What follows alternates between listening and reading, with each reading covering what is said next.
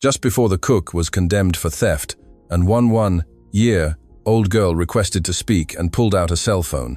What the girl showed in the courtroom brought the entire court to its feet. The tribunal smelled of old wood and fear. Maria Rodriguez, 40, stood before the judge, her hands cuffed and her heart shattered. She wore the same gray dress she used for cooking, as she hadn't been allowed to change since her arrest. Judge Arthur Hayes looked down from his high bench, observing her as one might an insect before crushing it. Maria Rodriguez, the judge read in a grave voice, "You are accused of the theft of a diamond necklace valued at $200,000, property of Mrs. Victoria Sterling.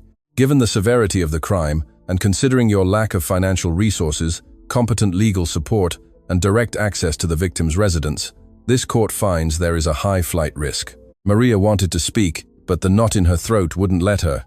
She had worked in that house for 12 years. 12 years cooking, cleaning, serving. 12 years guarding a secret that burned her soul every night. And now she stood there, accused of being a thief by the very woman who had stolen everything from her. "The preliminary sentence," the judge continued, "will be 15 years in prison, without right to bail." A murmur swept through the courtroom. The public defender, a young man the state had assigned just 2 days prior, didn't even lift his gaze from his papers. He had no arguments, no evidence, no hope. Victoria Sterling sat in the front row, dressed in black, as if she were the victim of a tragedy. She wept elegantly, dabbing her tears with a silk handkerchief. Beside her, her lawyer, one of the most expensive in the country, nodded with satisfaction. "That necklace belonged to my mother," Victoria sobbed when given the floor. "It holds immeasurable sentimental value, and this woman to whom I opened the doors of my home, she stole it from me." Maria finally found her voice. "I didn't steal anything," she said, firm but trembling. "I am innocent." Judge Hayes interrupted her with a bang of his gavel. "Silence! The evidence is overwhelming. The necklace was found among your belongings, because someone put it there.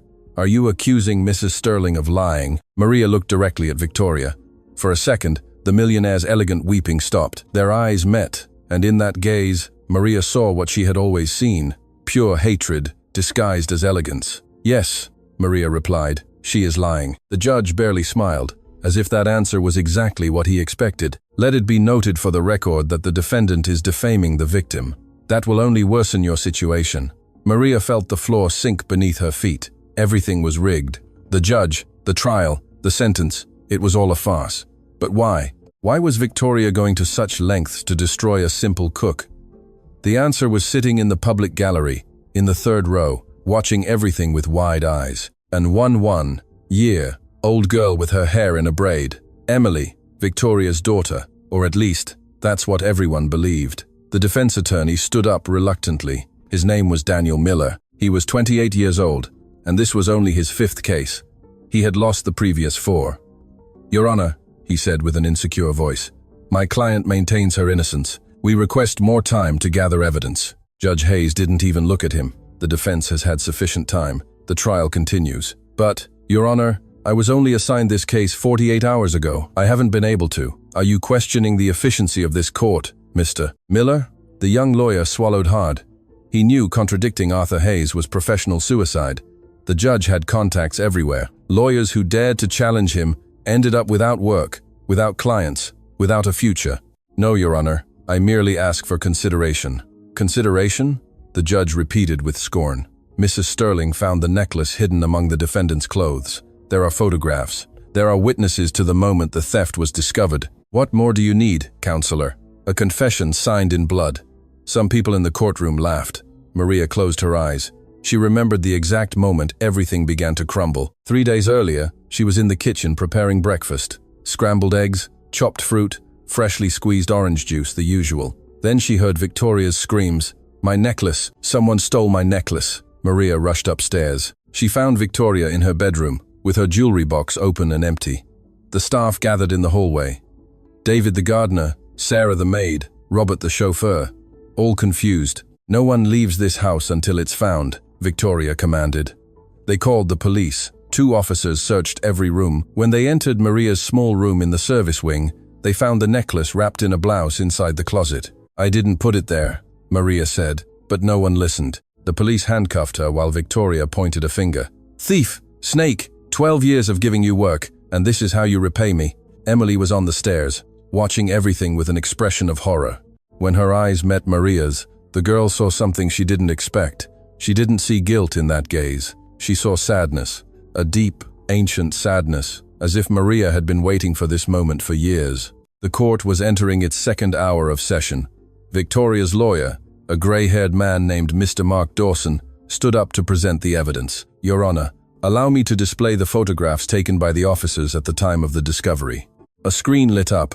The image of the diamond necklace appeared, glittering among Maria's clothes. Then another photo, the open closet. Then another, Maria's tear-filled face at the moment of her arrest. As the court can observe, Dawson continued, there is no doubt of guilt. The necklace was in her possession. The accused had unlimited access to the residence. And if I may add, Your Honor, records show that Mrs. Rodriguez has considerable debts. That's not true, Maria cried. The judge banged his gavel. Another interruption, and I will have you removed from the courtroom, Mr. Dawson smiled. According to bank reports, the accused owes 3 months of rent for a small apartment she maintains outside the Sterling residence. She also has a hospital debt from 5 years ago that she never finished paying. The motive is clear. She needed money. Maria clenched her fists. Yes, she had debts. Who didn't? Earning the miserable salary Victoria paid her. But never, not even in her worst moments, would she have stolen, especially not from that house. Not because of Victoria, but because of Emily. Furthermore, Dawson added, we have Mrs. Sterling's testimony. Victoria stood up with the grace of a soap opera actress. Maria was always a reserved woman, she began. I never knew much about her life. I hired her 12 years ago because she needed work, and I felt sorry for her. But over time, I noticed strange things. Sometimes I would find her in parts of the house where she had no business being. Sometimes I'd see her looking at my jewelry with a covetous expression. Liar, Maria couldn't contain herself. Silence, ordered the judge. I opened the doors of my home to her, Victoria continued, letting a perfect tear fall. I gave her work when no one else would, and this is how she repays me by stealing the only thing I had left of my mother. The public murmured with indignation. Some looked at Maria with contempt. Others shook their heads. The opinion was clear. She was guilty. But in the third row, Emily wasn't looking at her mother with admiration. She was looking with doubt, because 3 nights earlier, Emily had seen something no one else saw, something she didn't quite understand, something she had recorded on her phone without knowing why. Before we continue our story, I'd like to extend a special greeting to our followers across the globe. We appreciate your support. Now, back to our story. Judge Hayes reviewed his papers with false solemnity. Everyone in the courtroom knew the sentence had already been decided. It only remained to be pronounced. Having heard the testimonies and reviewed the evidence, he began. This court finds Maria Rodriguez guilty of aggravated theft by breach of trust. Maria felt her legs give way. The final sentence will be 15 years in prison at the Northern State Women's Correctional Facility. The condemned will not be eligible for bail or early release for the first 10 years. No, Maria murmured. It can't be. Attorney Miller lowered his head in defeat. He didn't even attempt to appeal. Victoria brought her handkerchief to her eyes, hiding a smirk. The judge raised his gavel to deliver the final blow. Therefore, he declared, the courtroom doors burst open. Everyone turned. A girl ran in, still in her school uniform, her braid half undone. It was Emily Sterling. Wait, she cried. I have something to say.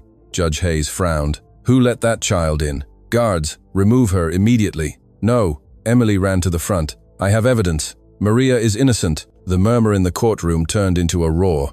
Victoria stood up, pale as chalk. Emily, what are you doing here? You should be in school.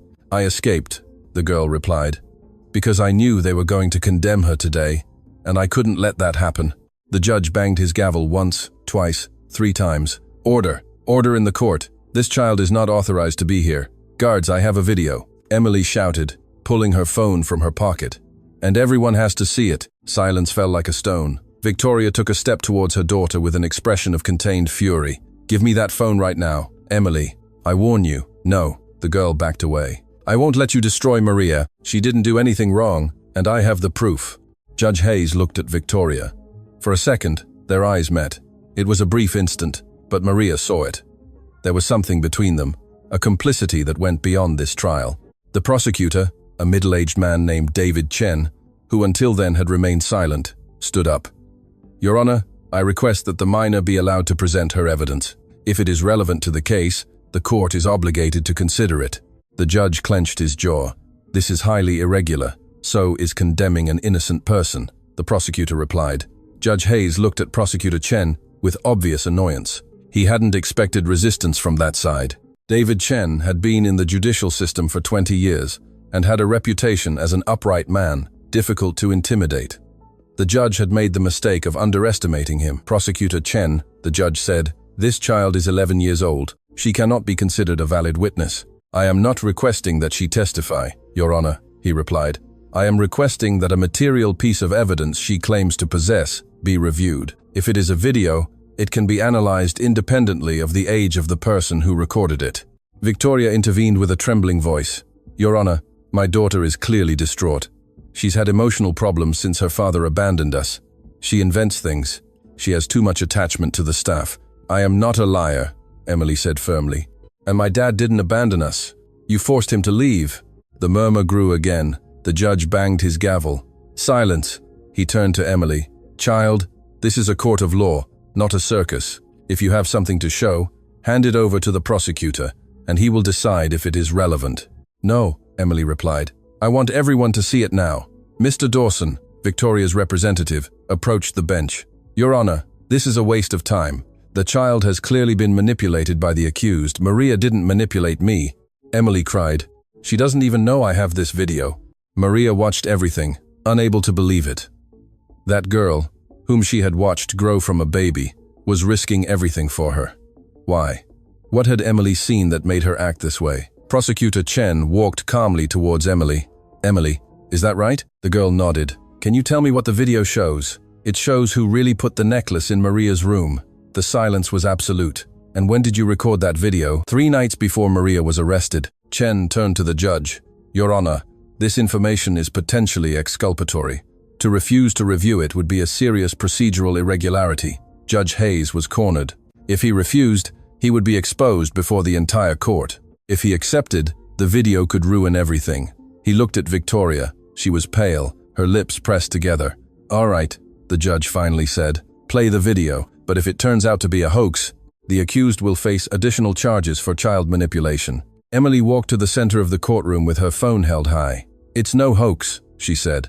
"It's the truth." The court technician connected Emily's phone to the main screen. For a few seconds, everything remained black. Then a blurry image slowly took shape. It was a long hallway, barely illuminated by light entering from a window. The camera trembled slightly, a sign that the recorder was hidden. The time counter displayed 2:47 a.m. A door opened at the end of the hallway. A figure emerged, wrapped in a cream-colored silk robe. Victoria Sterling. She tiptoed, looking both ways, like someone afraid of being discovered. In the courtroom, no one breathed. In the video, Victoria reached another door, Maria's room in the service wing. She opened it carefully. She entered. The camera moved, seeking a better angle, and managed to capture through the gap of the half-open door. Victoria stood before Maria's closet. She pulled something from her robe pocket, something that glittered even in the dark, the diamond necklace. With precise movements, Victoria wrapped the necklace in a blouse and hid it deep in the closet. Then she closed the doors, checked that everything was in place, and silently left the room. But before she left, she did one more thing. She stopped in the hallway and whispered something. The recording captured her words clearly. "That woman can't stay in this house. She knows too much." The video ended.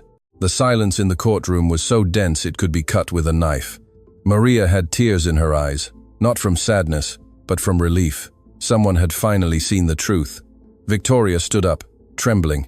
"That video is fake. My daughter manipulated it. She doesn't know what she's doing." "Fake?" said Prosecutor Chen. "Mrs. Sterling, you were just clearly seen planting the necklace in the accused's belongings. How do you explain that?" "It's a setup. That child has access to technology. She could have. And one-year-old, created a deepfake of her own mother at 3 a.m. Chen shook his head. "That's absurd, and you know it." Judge Hayes pounded his gavel forcefully. "Order! This video requires forensic analysis. I declare a 3-day recess while experts determine its authenticity." "Objection!" Chen cried. "The video is clear evidence. Suspending the trial now would be covering up," I said. "Recess." The judge stood up. "And one more word, prosecutor, and I will charge you with contempt."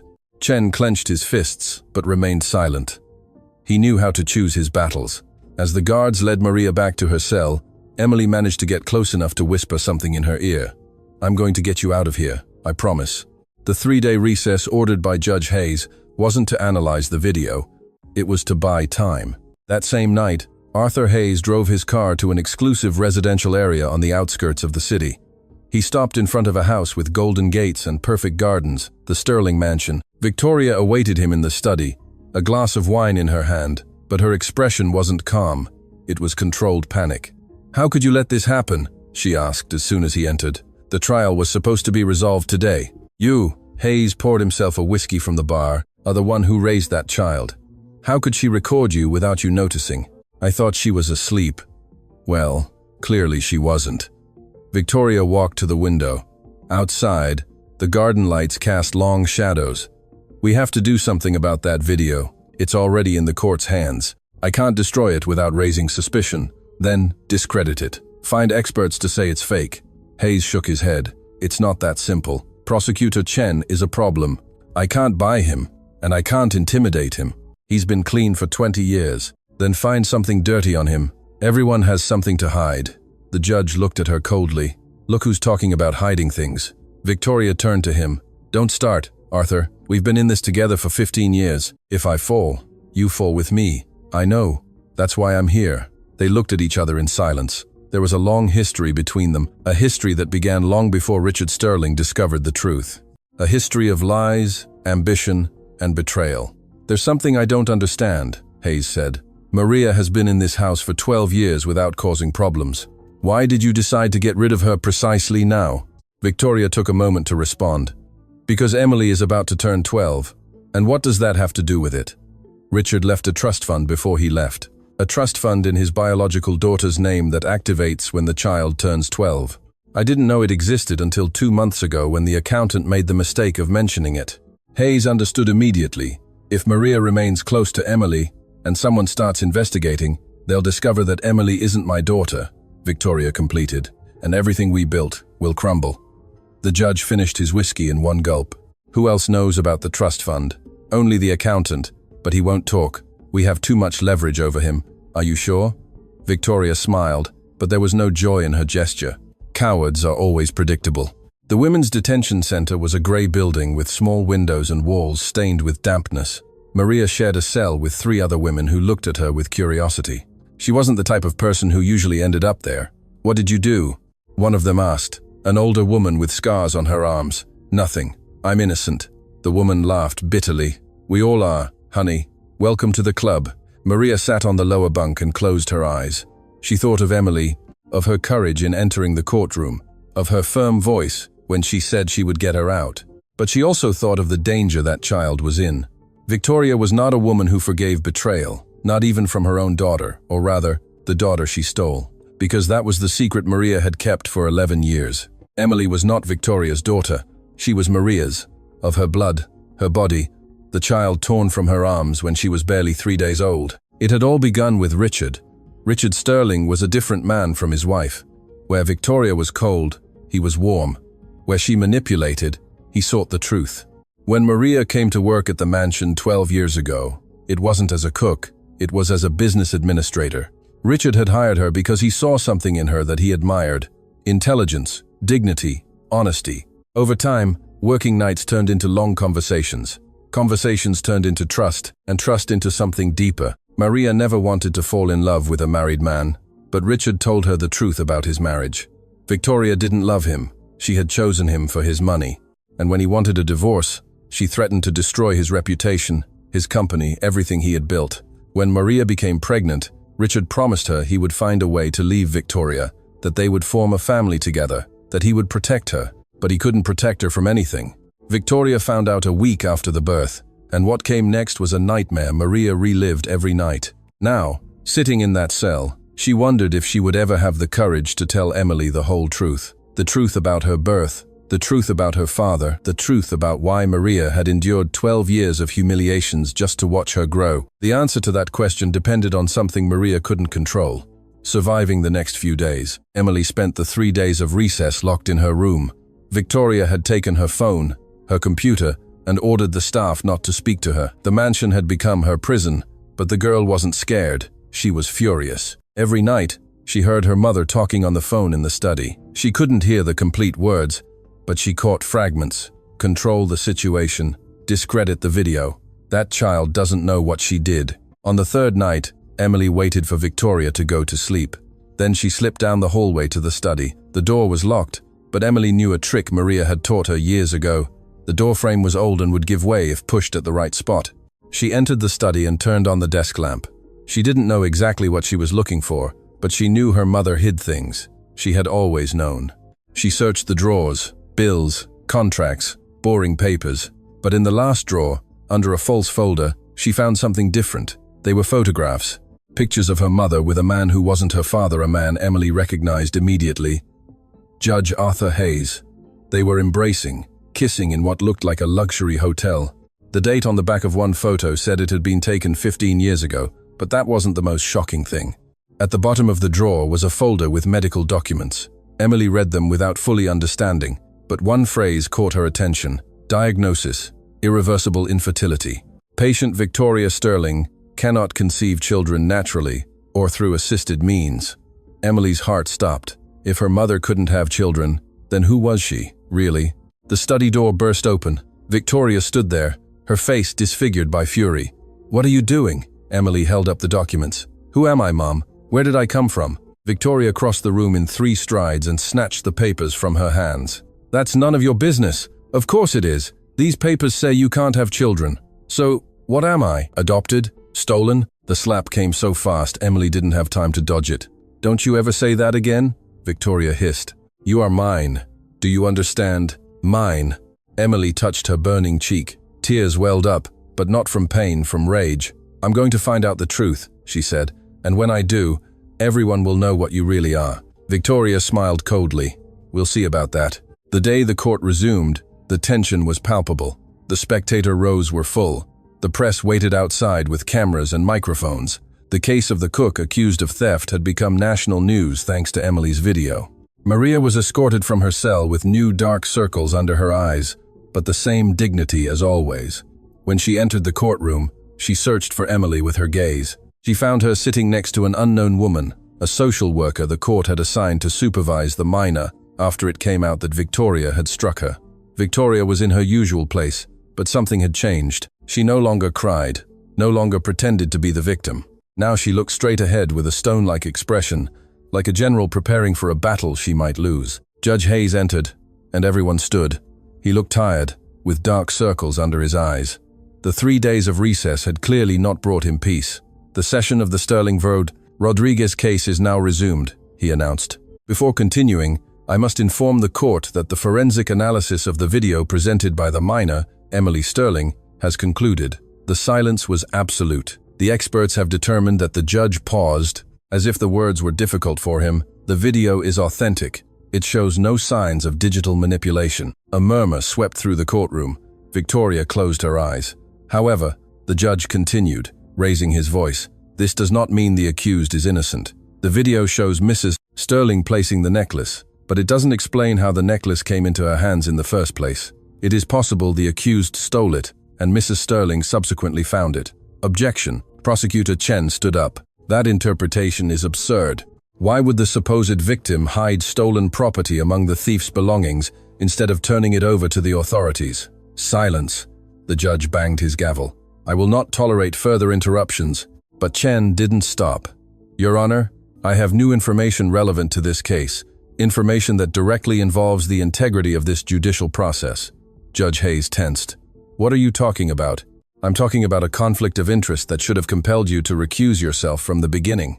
Chen pulled an envelope from his briefcase. "I have evidence that you, Your Honor, maintain a personal relationship with Mrs. Victoria Sterling, a relationship that began more than 15 years ago." Chaos erupted in the courtroom. Judge Arthur Hayes pounded his gavel so many times the handle slipped from his hand. Sweat ran down his forehead as he tried to restore order in a room that had exploded in murmurs, shouts, and the flashes of phones recording everything. "This is an infamy," roared the judge. "Prosecutor Chen, I formally charge you with contempt." "You can charge me with whatever you like," Chen calmly replied. "But first, allow me to present these photographs." Chen handed the envelope to one of the court officers, who carried it to the bench. Judge Hayes looked at the envelope as if it contained poison. I will not review unfounded accusations in open session. Then allow the entire court to review them. The photographs began to circulate. They were the same ones Emily had found in her mother's study, images of Arthur Hayes and Victoria Sterling in intimate situations, dated 15 years prior. Victoria stood up. "Those photos are fake. They're using my daughter to fabricate evidence." "Are these bank receipts also fake?" Chen pulled out another document. "Monthly transfers from an account in the name of Sterling Enterprises to a personal account of Judge Hayes, 15 years of payments." "Can you explain that, Your Honor?" Hayes's face had turned red. "This session is suspended indefinitely," he declared. "Guards, escort the prosecutor out of the courtroom." "You can't do that," someone from the public shouted. "I demand a recusal," Maria's public defender cried, finally finding courage. The disorder was total. Maria watched everything from her seat, unable to believe what was happening. Years of humiliation, of silence, of swallowing her pain, and now everything was crumbling before her eyes. But something bothered her. Where had the prosecutor gotten those photographs? Who had given them to him? An officer approached the judge and whispered in his ear. Hayes paled even further. "What?" The officer repeated something. The judge slumped into his chair. "The Superior Court has been notified," the officer announced loudly. "Judge Arthur Hayes is hereby suspended from his duties, pending an investigation into accusations of conflict of interest." Hayes looked at Victoria. She returned his gaze, and at that moment, both knew that the castle of lies they had built over 15 years was beginning to crumble. The case was transferred to Judge Clara Evans, a 60-year-old woman known for her unshakable integrity. She had refused bribes, threats, and promotion offers throughout her career. Her only interest was justice. Judge Evans's first decision was to release Maria on bail while the irregularities of the previous case were investigated. It wasn't a pardon, but it was an opportunity. When Maria was released from prison that afternoon, Emily was waiting outside with the social worker. "I couldn't let you rot in there," the girl said, running to hug her. Maria held her tightly, breathing in the scent of her hair. It smelled of strawberry shampoo, the same one she used to buy for her when she was little. "How did you get those photos?" she asked in a low voice. "The ones the prosecutor showed in court. I found them in my mom's study. I sent them to the prosecutor before she took my phone away. That was very dangerous. Victoria could have. I don't care what she can do," Emily interrupted. "You're the only one who has truly loved me my whole life, and now I know why." Maria tensed. "What do you mean?" "I found the medical papers. I know Victoria can't have children." Maria's heart stopped. "Emily, you're my real mum, aren't you?" The world seemed to stop. Cars kept passing. People walked on the sidewalk. But for Maria, only that moment existed, and that girl looking at her with eyes full of hope and fear. "Yes," Maria whispered. "Yes, I am your mother." Emily hugged her tighter. She didn't cry. She just held her as if she was afraid someone would separate them again. "Why did you never tell me?" "Because if I did, Victoria would have destroyed me, and I wouldn't have been able to watch you grow up. I preferred to be your cook than to be nothing." "That's over," Emily said. "No one is going to separate us now." Maria wanted to believe it, but she knew Victoria wouldn't give up so easily. And there was something else. Something even Emily didn't know yet. Richard, Emily's father, the man who disappeared 11 years ago, the man who might be able to destroy Victoria once and for all, if he was still alive. Prosecutor David Chen was not a man to celebrate premature victories. Judge Hayes's suspension was an important step, but the case was far from resolved. He now needed to understand the complete story. That night, Chen visited Maria in the small apartment the social worker had temporarily secured for her. It was a modest place with old furniture and peeling paint, but for Maria, it was a palace compared to the cell. "I need you to tell me everything," Chen said, sitting across from her, from the beginning, omitting nothing. Maria looked at him cautiously. "How do I know I can trust you?" "You don't know, but I'm your best option for real justice, and something tells me you've been waiting a long time for that." Maria remained silent for a moment, then began to speak. "I arrived at the Sterling mansion 12 years ago. Richard Sterling hired me as a business administrator. I had a university degree, experience, references. He chose me from 50 candidates. Why did you end up as a cook?" "Because of Victoria. When she found out about us, she gave me two options: become a servant or go to prison for a fraud she would invent.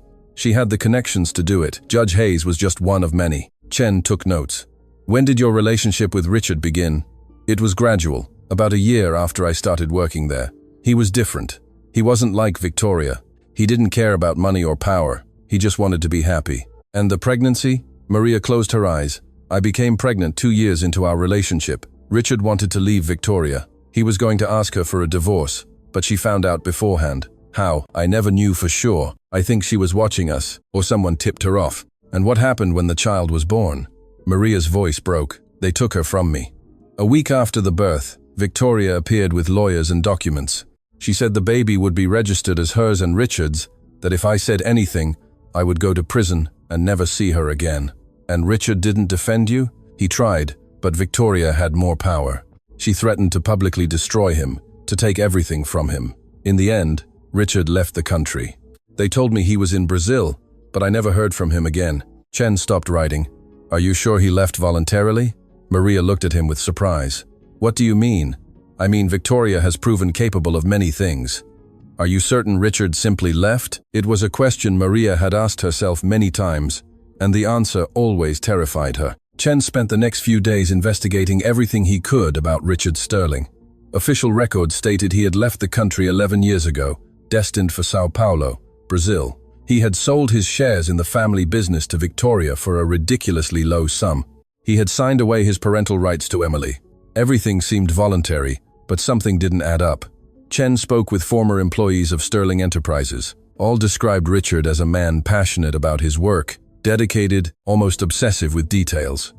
He wasn't the type of person who would abandon everything overnight. He also investigated the finances and found something interesting. The transfers to Judge Hayes weren't the only irregularities. There were monthly payments to a private clinic in upstate New York, payments that began exactly 11 years ago and continued to this day. What kind of medical treatment lasted 11 years? Chen decided to visit someone who might have answers. David, the old gardener of the Sterling mansion. He found him in a downtown diner, drinking alone in a dark corner. David was 70, his hands calloused from decades of work, and his eyes those of someone who had seen too much. I don't want any trouble, he said when Chen sat across from him. I'm not here to cause trouble. I just want the truth.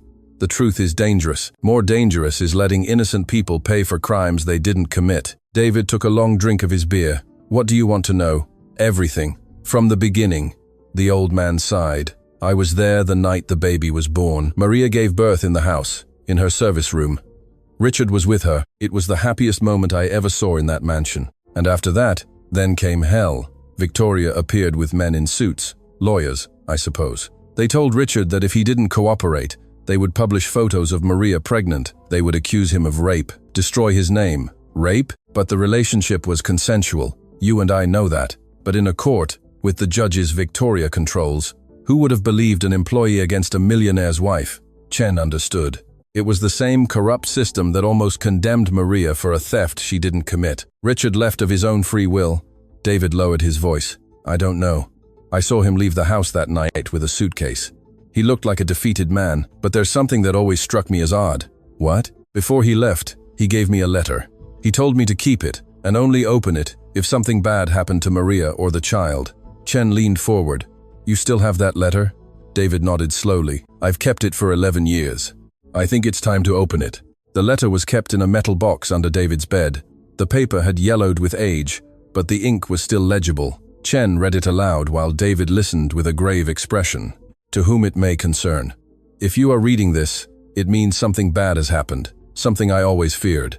My name is Richard Sterling. I am the biological father of a girl named Emily, born on March 15th, 11 years ago. Her biological mother is Maria Rodriguez, the woman I love and could not protect. My wife, Victoria Sterling, has forced me to leave the country under threats of destroying Maria and keeping my daughter. I have no option but to obey. But I want to leave a record of the truth should anyone ever need it. Victoria cannot have children. We knew this even before we married. She convinced me we would adopt, but she never did. When she discovered Maria was pregnant, she saw an opportunity. She didn't care about the child. She cared about having an heir to legitimize her position in the family.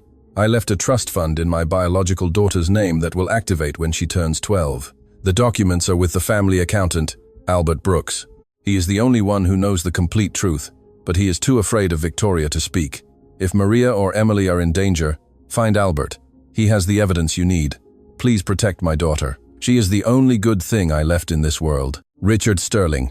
Chen carefully folded the letter.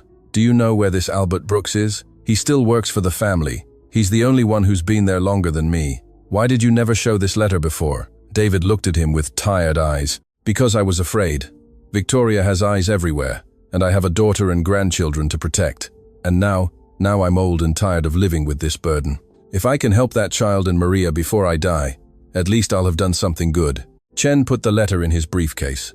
This changes everything. With this letter and Albert Brooks's testimony, we can prove Victoria illegally appropriated a minor. And Richard believes he's still alive. That's what I'm going to find out. Albert Brooks was a 55-year-old man in a cheap suit and an expression of perpetual nervousness. He had been the Sterling family's accountant for 30 years.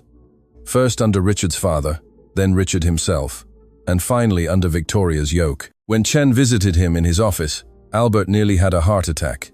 I can't talk to you, he said, closing the door behind him. If Victoria finds out Victoria is under investigation for multiple crimes, she no longer has the power she once did. You don't understand. She has contacts, dangerous people. Chen placed Richard's letter on the desk. Do you recognize this handwriting? Albert paled upon reading it. Where did you get this? That doesn't matter. What matters is that you have evidence that can bring Victoria down once and for all. Trust fund documents, records of financial irregularities. If I hand over those documents, I'm dead. If you don't, an innocent woman might return to prison, and a child will remain a criminal's hostage. Albert sank into his chair. His hands trembled. There's something you don't know, he finally said. Something even Richard didn't know when he wrote that letter. What? Richard is alive? Chen froze. How do you know? Because I send him money every month to a clinic in upstate New York. What kind of clinic? Albert swallowed. A psychiatric clinic. Victoria had him committed there 11 years ago. She told the doctors he'd had a mental collapse, that he was a danger to himself and others, and the doctors believed it. Victoria paid enough for them not to ask questions. Richard has been confined there ever since, medicated, isolated. He probably doesn't even know what year it is. Chen felt his blood boil. You're telling me Victoria locked her own husband in a psychiatric facility to keep his fortune and his daughter? That's exactly what I'm telling you. Why did you never say anything? Albert looked at him with shame. Because I'm a coward, and because Victoria threatened to do the same to my family if I spoke. Chen stood up. I need all the documents you have. The trust fund, the transfers, the clinic records, everything. If I do that, my life is over. If you don't, your conscience will be. Albert closed his eyes for a long moment. When he opened them, he had made a decision. I'll bring you everything tomorrow. But after that, I need to disappear. News that Richard Sterling might be alive spread quickly among those following the case. But Victoria still didn't know, or so Chen believed.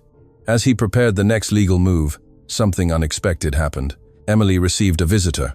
She was in the temporary apartment with Maria when the doorbell rang. Maria opened it cautiously. Standing before her was a man in his 50s, thin, with a graying beard and sunken eyes. He wore simple clothes and carried only a backpack.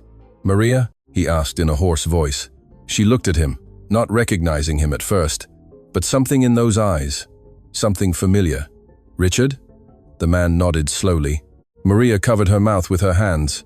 Tears began to fall uncontrollably. I thought you were dead. Almost. Very close.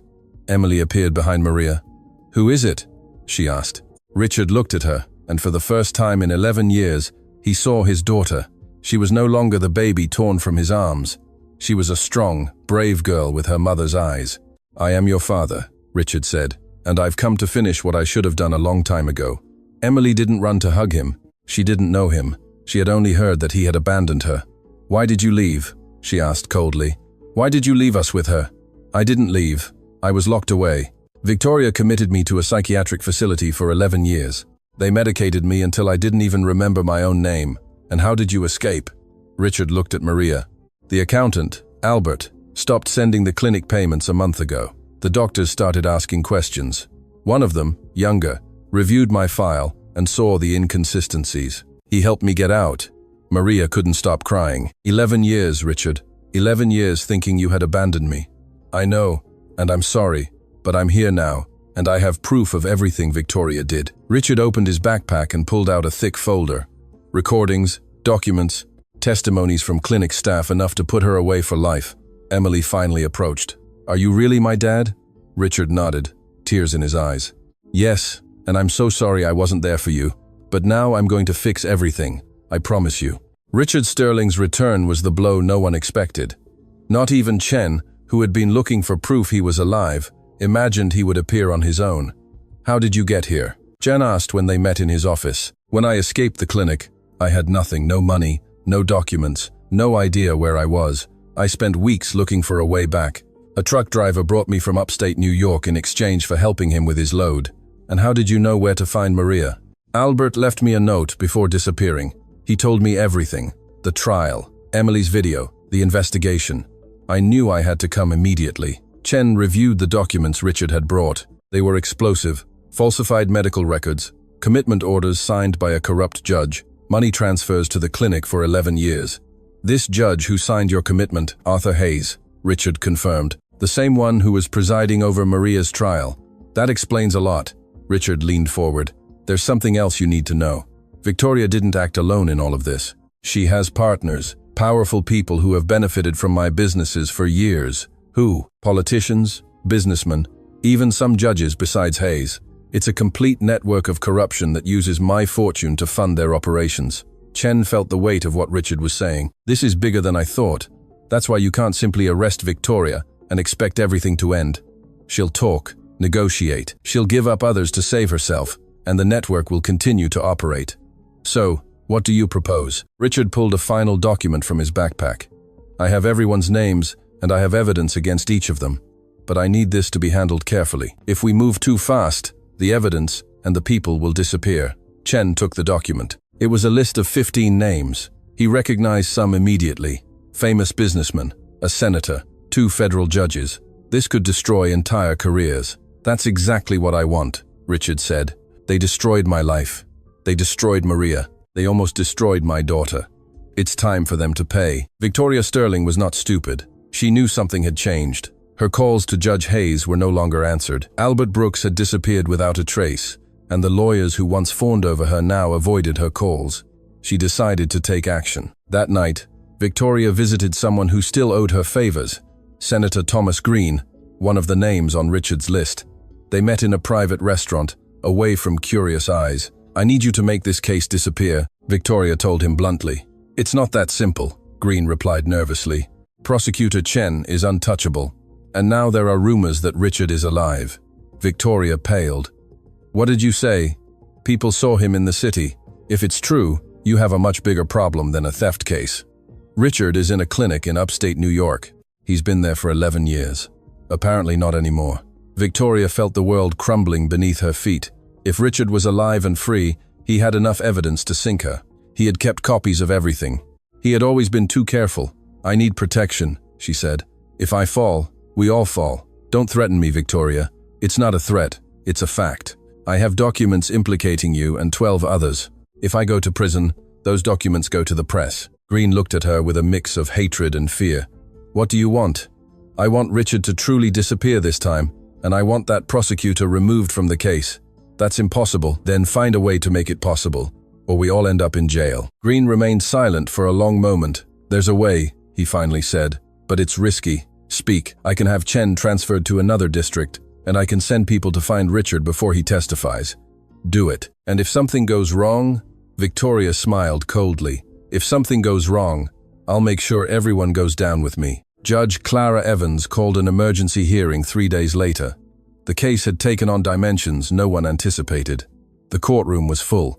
Maria sat next to her new lawyer. One Chen had found for her a woman named Sarah Jenkins, specializing in institutional abuse cases. Emily was in the gallery with the social worker. And for the first time in 11 years, Richard Sterling was present in a courtroom. Victoria was escorted by 2 officers. She no longer wore black or wept elegantly. She had deep, dark circles under her eyes and disheveled hair. The mask of a victim had fallen. Judge Evans took the floor. This hearing is for the purpose of reviewing the new evidence presented in the Sterling v. Rodriguez case. Given that circumstances have drastically changed, I have decided to broaden the scope of the investigation. Victoria looked at her lawyer, but he avoided her eyes. He no longer wanted to defend her. Prosecutor Chen, can you present your findings? Chen stood up. Your Honor, in recent weeks we have uncovered a conspiracy spanning over a decade. Victoria Sterling, in complicity with Judge Arthur Hayes and other individuals, committed the following crimes: illegal appropriation of a minor, fraudulent commitment of her husband Richard Sterling, embezzlement of family funds, and fabrication of evidence to incriminate an innocent person. The murmur in the courtroom was intense. The judge called for silence. Furthermore, Chen continued, "We have evidence that this conspiracy involves high-level public officials. I request that a federal investigation be opened and that the accused be preventively detained." Victoria stood up. "This is a witch hunt. They're using my daughter and a servant to destroy me." "Sit down, Mrs. Sterling," the judge ordered. "I won't sit down. That child is not that woman's daughter. I have documents that prove it." "The documents you have are false," Richard intervened from his seat. "I was present when Emily was born. Maria is her biological mother, and you know it perfectly well." Victoria looked at him with pure hatred. "You should be locked away." "I was locked away for 11 years. By your order." The judge banged her gavel. "Order. Mrs. Sterling, you are hereby detained pending investigation of these accusations. Officers, take her away." As the guards approached Victoria, she shouted one last thing. "This isn't over. I have information on everyone. If they sink me, I'll sink them with me." The doors closed behind her, but everyone in the courtroom knew she was right. This was just beginning. Victoria Sterling's arrest was news on all channels. Cameras captured the moment she was led from the courthouse in handcuffs, shouting threats no one wanted to hear. To the public, it was the end of a villain. To those who knew the full story, it was just the beginning of something much larger. Maria watched everything from the courtroom, unable to believe it. 12 years of silence, of humiliations, of swallowing her pain every time she saw Emily call another woman Mom. And now, finally, the truth was coming to light. But she didn't feel joy. She felt fear, because Victoria was not the type of person who gave up, and her last words echoed in Maria's mind, "If they sink me, I'll sink them with me." That night, Maria, Richard, and Emily had dinner together for the first time as a family. The apartment was small, the food simple, but none of the three had experienced anything like it in over a decade. "What's going to happen now?" Emily asked, pushing the food around on her plate without eating. "The investigation will continue," Richard replied. "Chen has enough evidence to keep Victoria locked up for a long time. And the others, the ones you mentioned, the politicians and businessmen?" Richard exchanged a look with Maria. "That's more complicated. They have power, money, influence. It won't be easy to touch them." Emily put her fork down on the table. "Then they might get away with it." "Not if I can help it," Richard said. "But I need you to understand something, Emily. What's coming won't be easy. They'll attack us. They'll try to discredit us. They'll say, 'Your mother and I are the villains of this story.'" "My mother is sitting right here," Emily replied, pointing to Maria. "The other woman was never my mother." Maria felt her heart fill with something she hadn't felt in years, hope. But that hope was short-lived. Richard's phone rang. It was Chen. "We have a problem," the prosecutor said. "Victoria requested to speak. She says she has information about you that will change everything." Richard frowned. "What kind of information?" "She wouldn't tell me. She'll only speak with you. Alone." The pre-trial detention facility where Victoria was held was a gray building on the outskirts of the city. Richard arrived the next morning, escorted by Chen and 2 officers. He didn't want to be there, but he needed to know what she was planning. The visiting room was cold, with concrete walls and a metal table bolted to the floor. Victoria sat on the other side in an orange inmate uniform, without a trace of makeup. She looked 10 years older than the last time Richard had clearly seen her. "You came," she said with a bitter smile. "I thought you'd be afraid." "Afraid of what? Of the truth?" Richard sat across from her. "What truth? Everyone already knows what you did." "Everyone knows what I did, but no one knows what you did." "I didn't do anything." Victoria leaned forward. "No? And what about the contracts you signed with the International Crime Syndicate 15 years ago? The shipments that passed through your warehouses without anyone asking questions?" Richard paled. "That was before I met you, and I didn't know what they were transporting, but you signed the papers, and I have copies. Those documents don't prove anything. They prove you were part of the business, and if those documents get into the right hands, you'll spend the rest of your life in prison, just like me." Richard looked at her with contempt. "What do you want?" "I want a deal. You drop the accusations against me. You convince Chen that I was manipulated by Hayes, and I'll keep silent about your past. And Maria and Emily, Maria can keep the child. I don't care anymore. I never truly cared. She was just a tool to maintain the image of a perfect family." Richard clenched his fists under the table. "You're a monster." "I'm a survivor. just like you. The difference is, I don't pretend to be a good person. Richard stood up. I'm not making any deal with you. I'd rather go to prison than let you go free. Victoria smiled. Then I'll see you in hell, darling, because if I fall, I'm dragging you with me. Richard left the prison with the weight of the world on his shoulders. Victoria's words haunted him. She was right. 15 years ago, when he was young and ambitious, he had signed contracts without asking questions. Contracts that turned out to be fronts for illegal operations. When he discovered the truth, he immediately pulled away. He cut all ties, destroyed the documents he had, and swore never to return to that world. But Victoria had apparently kept copies. That night, Richard told Maria everything. I was an idiot, he said, sitting on the edge of the bed, his head in his hands. I was young, I wanted quick money, and I didn't ask where it came from. Maria listened to him in silence. Did you know it was illegal?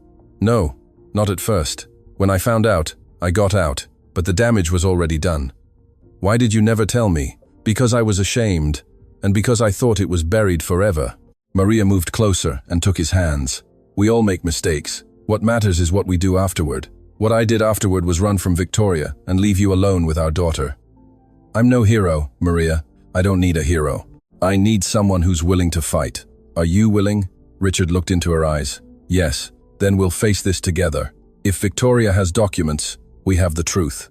And the truth always comes to light. In the next room, Emily was awake, listening to everything through the thin wall. She had just discovered that her father wasn't perfect, that he had made serious mistakes, that the man who had returned to save her had his own demons. But instead of feeling disappointed, she felt something different. Understanding. Because if there was one thing Emily had learned in her 11 years, it was that people are not entirely good or entirely bad. They are human, and humans make mistakes. The question was, could the errors of the past destroy the chance for a better future? Prosecutor Chen received the news with concern. If Victoria truly had documents incriminating Richard, the case would become enormously complicated. The defense could argue that Richard wasn't a victim, but an accomplice now seeking revenge. I need you to tell me everything, Chen told Richard in his office, omitting nothing. Richard explained the situation. The contracts from 15 years ago, his initial ignorance, his decision to withdraw when he discovered the truth. Is there anything that directly links you to criminal activities? Only my signature on those contracts. I didn't participate in any operations. I didn't receive money from them. I didn't know what they were transporting until afterward. Can you prove it? I can prove I distanced myself.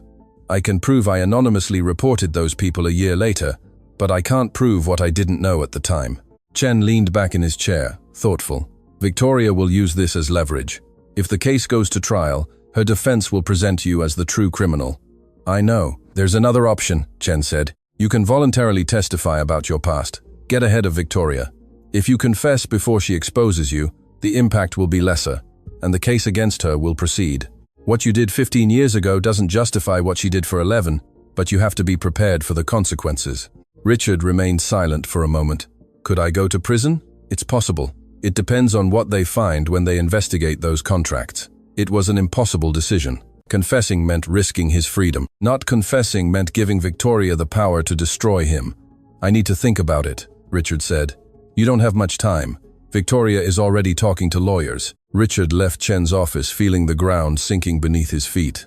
He had returned to save his family, but now it seemed he might end up destroying it. That night, Emily made a decision. She had overheard the conversations, seen the anguish on her parents' faces, and decided it was time to act. Without telling anyone, she slipped out of the apartment while Maria and Richard slept. She took a taxi to the detention facility where Victoria was held. She had no appointment, no permission, but she had something more powerful: determination. I need to see Victoria Sterling, she told the guard at the entrance. Are you family? I'm her daughter. The guard looked at her with surprise. Everyone had seen the news. Everyone knew who Emily was. Wait here. 30 minutes later, Emily was sitting in the visiting room. Victoria entered, escorted by 2 guards. When she saw the girl, her expression shifted from surprise to suspicion. What are you doing here? I came to talk to you. Alone. Your surrogate mother let you come? She doesn't know I'm here. Victoria sat across from her with a calculating smile. Interesting. And what do you want to talk about? I want you to leave Richard alone, your father. The one who abandoned you for 11 years. He didn't abandon me. You locked him away. Details. The point is he's now playing the hero and expects everyone to forget his own sins. Emily looked her directly in the eyes. What do you want to leave him alone? Victoria leaned forward, intrigued. Are you negotiating with me? And 1 year, old child. I have something you want. What could you possibly have that would interest me? Emily pulled a folded paper from her jacket pocket. It was a copy of the trust fund document the trust Richard had left in her name, which would activate when she turned 12. I know you wanted to keep this money, Emily said. That's why you tried to get Maria out of the house before my birthday. If you promise not to use those documents against Richard, when I turn 12, I'll transfer the entire trust fund to you. Victoria looked at her with a mix of admiration and contempt. You're smarter than I thought, but there's a problem. Which is, I don't trust you. How do I know you'll keep your word? Because unlike you, I keep my word. The silence between them was thick. Victoria studied the girl, searching for signs of weakness. She found none. I'll think about it, she finally said. When Maria discovered Emily had gone to see Victoria, she nearly had a heart attack. Are you crazy? She cried. That woman is dangerous. She could have hurt you. She was in a prison, Mom, with guards. She couldn't do anything to me. That doesn't matter. You can't make decisions like that without consulting us. Richard intervened, his voice calmer. Emily, what exactly did you tell her? Emily explained the offer she had made, the trust fund in exchange for silence. You can't do that, Maria said. That money is yours. Your father left it for your future. My future doesn't matter if my father is in prison. Besides, I don't need that money. I need you both. Richard knelt before his daughter. Listen carefully. What you did was very brave, but also very risky. Victoria is not someone you can negotiate with. She'll take what you offer and keep attacking. So what do? We do the right thing. I'm going to confess about my past before she can use it against me. But you could go to prison. It's possible.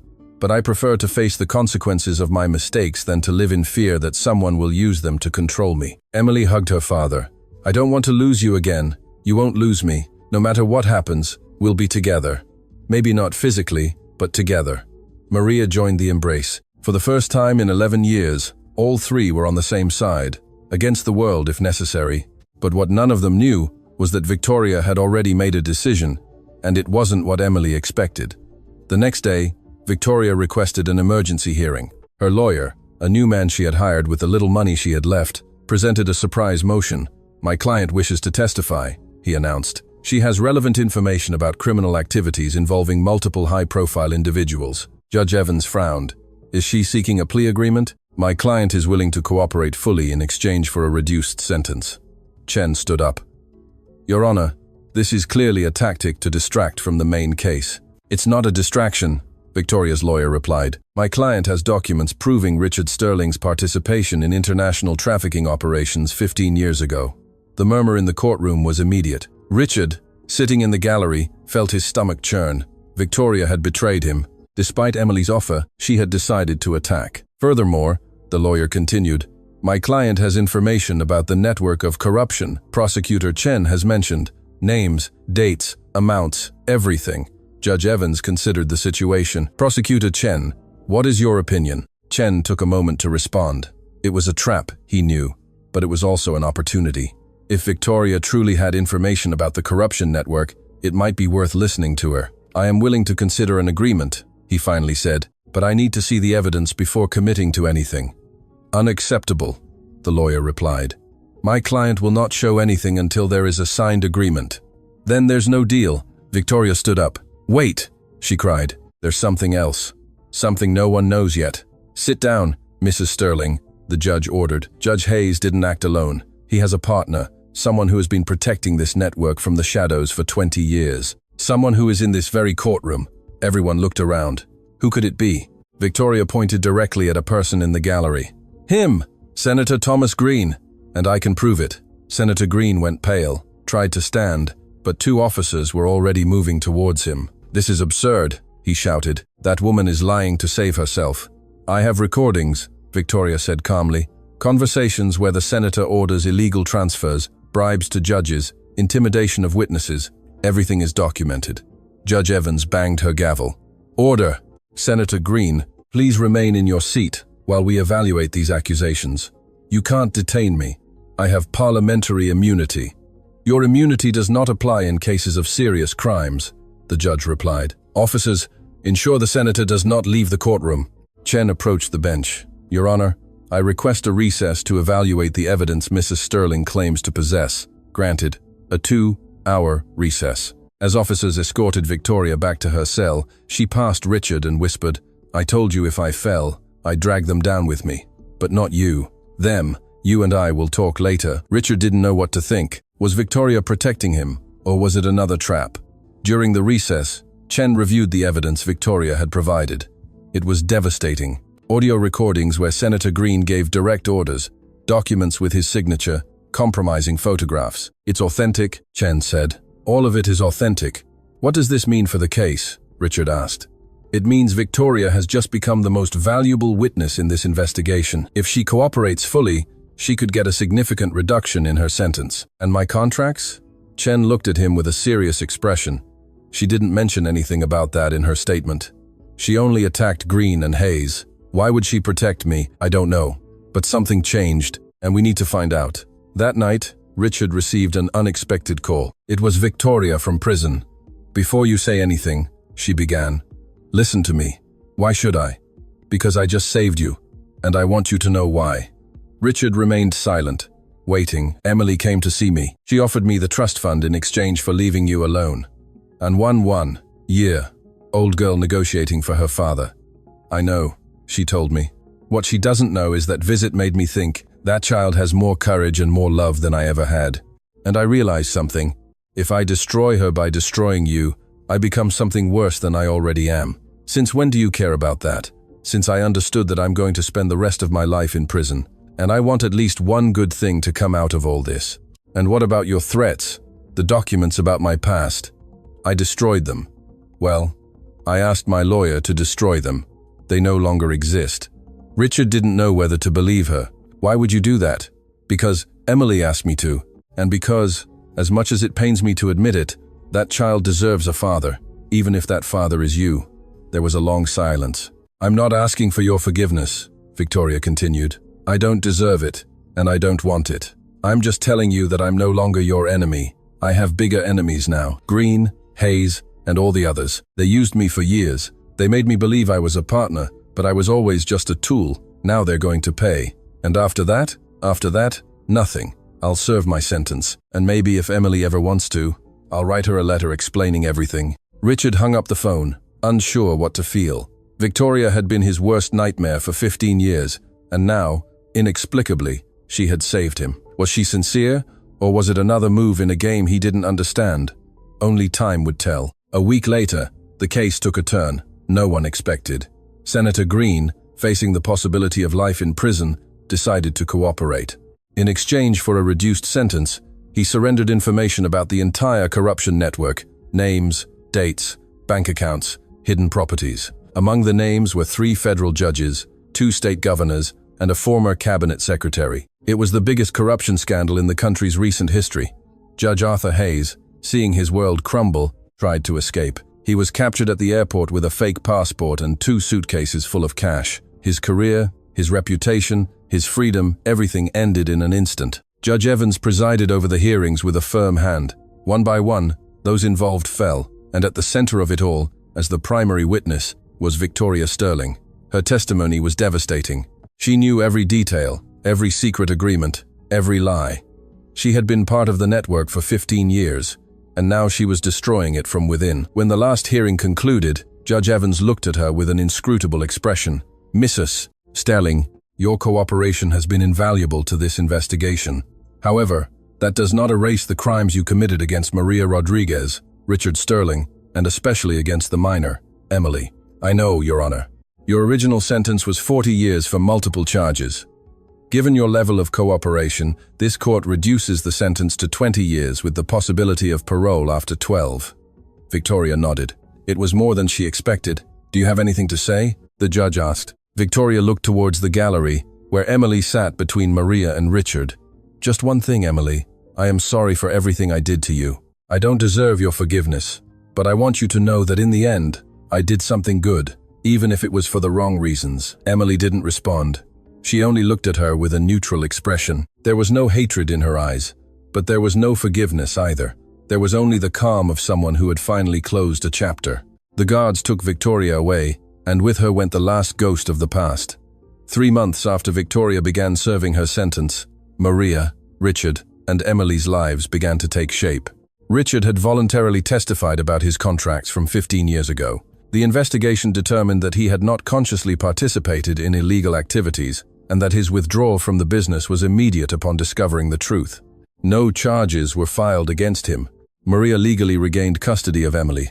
It was a long process, full of paperwork and hearings, but she finally had what she always dreamed of, to be officially recognized as her daughter's mother. They moved to a small house in a quiet neighborhood, far from the sterling mansion and everything it represented. Richard sold his shares in the family business and used the money to start anew, but not everything was perfect. Emily had frequent nightmares. She would wake up screaming, sweating, reliving moments a child her age should never have lived. Maria comforted her every night, but knew the wounds would take years to heal. One day, Emily asked her a question Maria didn't expect. "Will you ever forgive her?" "Who?" "Victoria." Maria remained silent for a moment. "I don't know. What she did to me, to us, is hard to forgive. But she raised me, in her twisted, selfish way. But she raised me. Doesn't that count for anything? Have you forgiven her?" Emily looked out the window. "No, but I don't hate her either. I just feel nothing, like she's a stranger I met a long time ago. That's normal. In time, you'll find a way to process all of this." "And you? Have you processed the 12 years you spent as a servant in your own home, watching another woman raise your daughter?" The question hit Maria hard. She had no answer. Perhaps she never would. Emily's 12th birthday arrived on a sunny March day. Maria baked a homemade cake. Richard bought balloons, and the three celebrated in the small garden of their new home. "Make a wish," Maria said, as Emily looked at the candles. Emily closed her eyes for a moment, then blew forcefully. "What did you wish for?" Richard asked. "If I say it, it won't come true." After the meal, Richard pulled an envelope from his pocket. "I have something for you. It's official now." Emily opened the envelope. They were the trust fund documents Richard had left 11 years ago. Now that she was 12, the money was legally hers. "It's more than I imagined," Emily said, looking at the figures. "Your grandfather left a lot when he died. Victoria was never able to touch that money because it was protected in your name. What do I do with so much? Whatever you want. It's your decision." Emily thought for a moment. Then she looked at her parents. "I want to donate it." "Donate it?" Maria seemed surprised. "To families like ours, mothers who lost their children because of powerful people, fathers who were unjustly imprisoned. I want to help them." Richard felt his chest swell with pride. "Are you sure? It's a lot of money. Money won't give me back the 11 years we lost. But it can help others not lose theirs." Maria hugged her daughter tightly. "How did you become so wise?" "I had a good teacher," Emily replied. "One who taught me that love is more important than any fortune." That night, as Emily slept, Maria and Richard talked about the future. "I never imagined we'd end up like this," Maria said. "Together, free, with our daughter. Me neither. There were times in that clinic when I thought I would die without ever seeing you both again. What kept you sane? You two. The hope that someday this would end, and I could hug you again." They stood in silence, looking at the stars from the garden. For the first time in over a decade, the future didn't seem like a threat. It seemed like a promise. But the peace wouldn't last long. One morning, 3 weeks after Emily's birthday, Maria received an unexpected visitor. It was a woman in her 30s with dark hair and eyes that seemed to hold 1,000 secrets. "Maria Rodriguez?" "Yes, that's me. My name is Lucy Green. I'm Senator Thomas Green's daughter." Maria felt her heart race. "What do you want to talk about?" "Just that." Maria cautiously let her in. They sat in the living room, looking at each other with mutual distrust. "I know what my father did," Lucy began. "I know he was part of the network that ruined your life, and I want you to know I had no idea. And why are you telling me this?" "Because I found something my father hid for years, and I think you should see." Lucy pulled a folder from her bag and placed it on the table. "They're documents about illegal adoptions. My father facilitated dozens of them over the last 2 decades. Children who were torn from their biological mothers and sold to wealthy families." Maria felt nauseous. "Emily is one of them?" "Not exactly. Her case was different because Victoria didn't pay for her. She simply appropriated her. But there are others, many others. Children who still don't know the truth about their origins. Why are you bringing this to me? Because you know what it feels like. Because you lived what those mothers lived. And because I believe together we can do something about it." Maria looked at the documents. There were names, dates, photographs, dozens of families shattered by the greed of powerful men. "What do you propose?" "I propose we take this to the authorities, open an investigation, reunite those families, And what do you gain from this? Lucy looked at her with moist eyes. Redemption. My father destroyed lives. I can't change that, but I can try to repair some of the damage. It was a risky offer, but Maria had learned that just causes were always worth the risk. All right, I'll do it. The investigation into illegal adoptions took months. Maria and Lucy worked together with prosecutor Chen, reviewing every document, interviewing witnesses, tracing separated families. What they discovered was devastating. Over the past 20 years, more than 40 children had been illegally separated from their biological mothers. Some were sold to foreign families, others were given to local couples who paid fortunes for them, and others simply disappeared.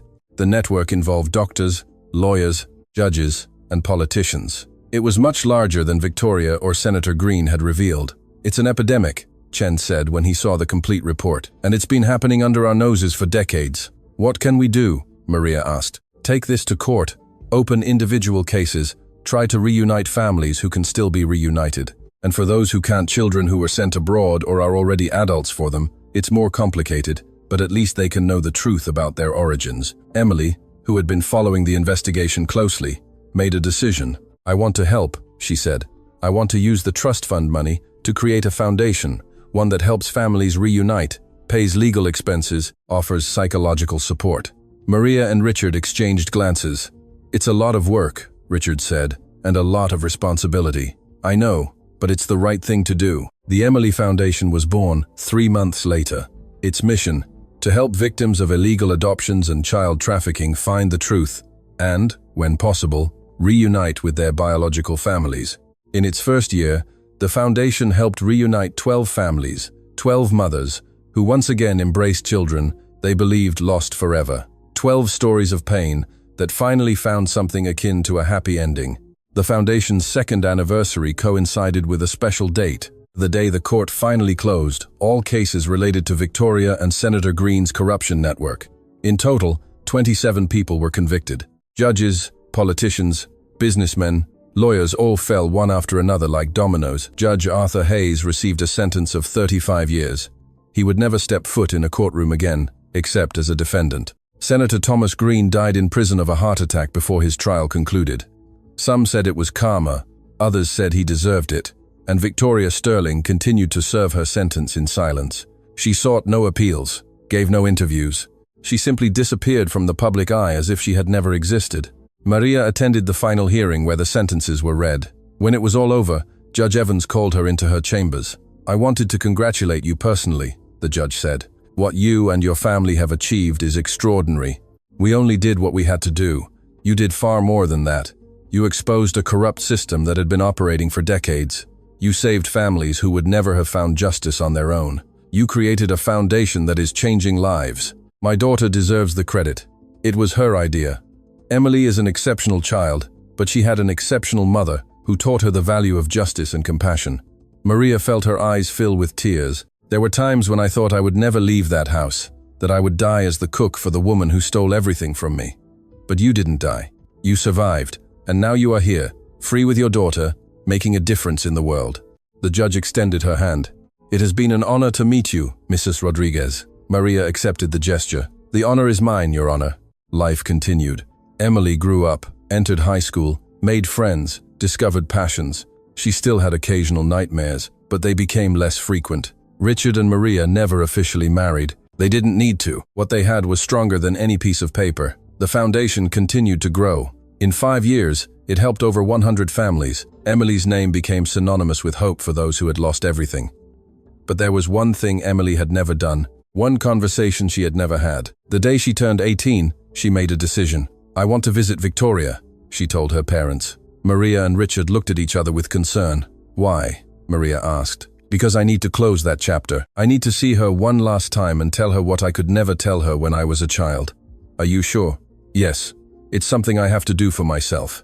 Richard nodded slowly. We'll accompany you to the prison gates, but the conversation is yours. Emily traveled to the women's correctional facility where Victoria was serving her sentence. She had been there for 6 years. She had at least another 6 before she could apply for parole. The visiting room was the same one where they had spoken years ago, when Emily was 11 and offered her trust fund in exchange for peace. Victoria entered, escorted by 2 guards. She looked old, tired, defeated. Time in prison had not been kind to her. Emily, she said in a raspy voice, I never expected to see you again. I didn't expect to come either, but here I am. They sat face to face. The silence was heavy. Why did you come? Victoria asked. To tell you something I've been holding on to for years. Emily took a deep breath before speaking. For years, I hated you. I hated you for what you did to my mom. I hated you for locking up my dad. I hated you for lying to me my whole life. Victoria didn't respond. She just listened. But hatred is heavy, and I got tired of carrying it. So I came to leave it here with you, where it belongs. Did you come to forgive me? No, I didn't come to forgive you. What you did has no forgiveness. You destroyed lives. You separated families. You used people as if they were objects. Then what? I came to free myself, to tell you that you no longer have power over me, that your name no longer causes me fear or rage, that when I think of you, I feel nothing. Victoria lowered her gaze. Nothing is worse than hatred. Perhaps, but it's the best I can offer you. There was another long silence. How is your mother? Victoria finally asked. Well, happy. She has the life she always deserved. And Richard, he also works with us at the foundation. I heard about that. The Emily Foundation. Helping separated families. Yes, it's ironic. I separated families. You reunite them. It's not irony. It's justice. Victoria nodded slowly. I suppose I deserve it. Emily stood up. There's something else I want to tell you. Something I never told you as a child. What? Thank you. Victoria looked at her with surprise. Thank you? For what? For showing me exactly what kind of person I never want to be. I learned more from your mistakes than from any book or teacher. And that, in a twisted way, made me who I am today. Without waiting for a response, Emily walked towards the door. Goodbye, Victoria. I won't be back. She walked out without looking back, and when she crossed the prison gates, she felt an enormous weight lift from her shoulders. She was finally free. The following years were kind to the Rodriguez-Sterling family. Emily studied law, inspired by Prosecutor Chen and Judge Evans. She specialized in family law and child advocacy cases. By age 25, she was one of the most respected lawyers in her field. The foundation she created as a child grew into an international organization. It operated in 7 countries and had helped over 1,000 families reunite. Richard, now with completely gray hair, dedicated himself full-time to the foundation. In that work, he found the purpose he had lost when he was confined to that clinic. And Maria, the cook who once lost everything, finally found the peace she always deserved. One day, while preparing dinner in her own kitchen, not a mansion's, Emily entered with news. Mom, there's something I want to tell you. What is it? I was offered a position at the International Criminal Court as an advisor on child trafficking cases. Maria dropped the spoon she was holding. The International Court in The Hague. Emily, that's incredible. I know, but it means leaving far from you, from Dad, from everything we've built here. Maria walked to her daughter and took her hands. Listen closely. I spent 12 years of my life unable to be with you, unable to hug you, unable to tell you the truth, unable to be your mother. If I learned anything in those years, it's that love doesn't depend on distance. So, do you think I should go? I think you should do what your heart tells you.